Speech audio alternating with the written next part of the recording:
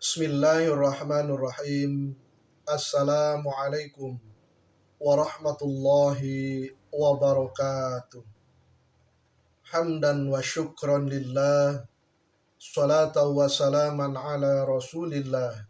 Wa ala alihi wa ashabihi wa mawala. Amma ba'du.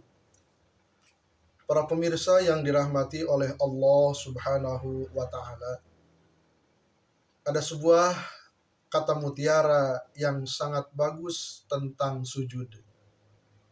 Sujud itu indah, engkau berbisik ke bumi tapi didengar di langit.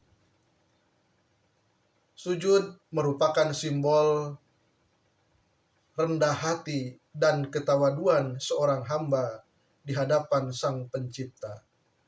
Sujud juga bermakna bahwa diri kita ini bukanlah siapa-siapa.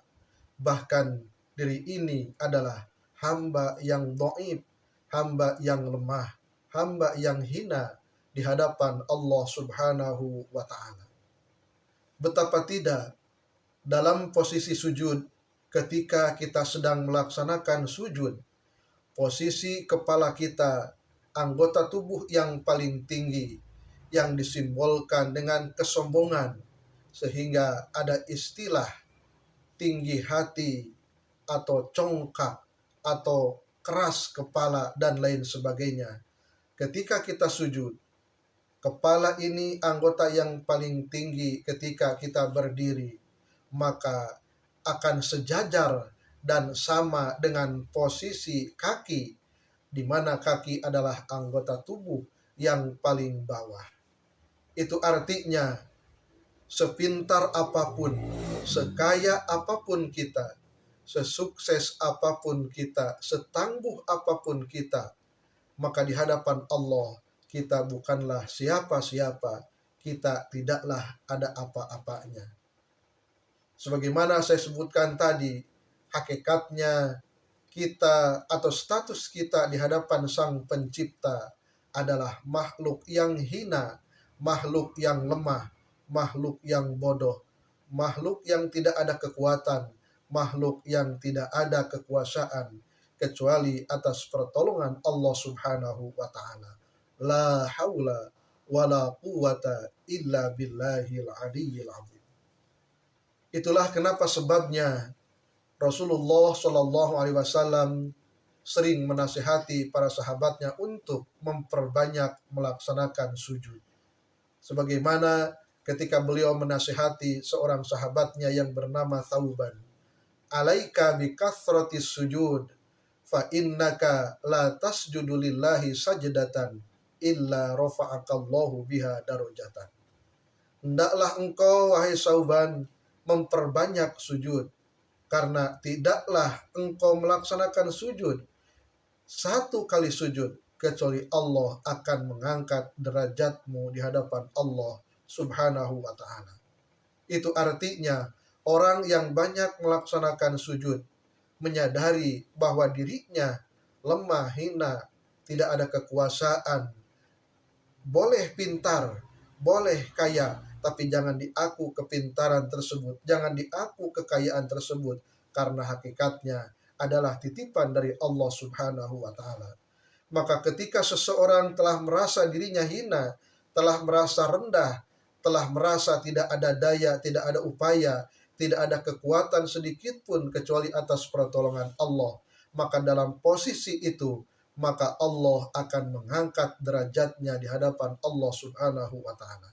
Tetapi sebaliknya, barang siapa yang merasa dirinya besar, barang siapa yang dirinya merasa lebih dari orang lain, justru pada saat itu Allah akan merendahkan derajatnya, bahkan lebih hina daripada tanah yang sering diinjak-injak oleh kita. Man tawadhu'a lillahi rafa'ahullah wa man takabbara wadha'ahullah.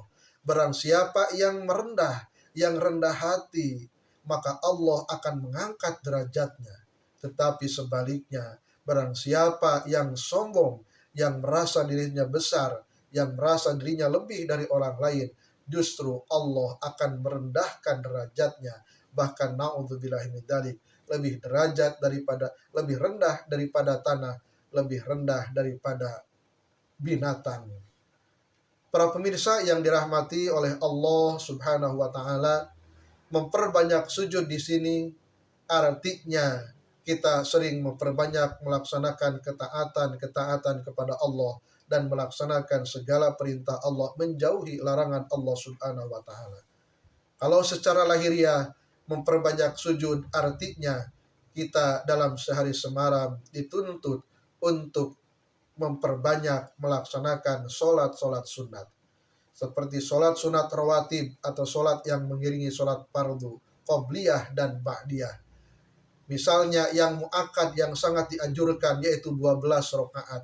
2 rakaat sebelum subuh, 4 rakaat sebelum zuhur, 2 rakaat setelah zuhur, 2 rakaat setelah maghrib, dan 2 rakaat setelah isya. Maka itu syarat minimal kita memperbanyak sujud kepada Allah Subhanahu wa taala.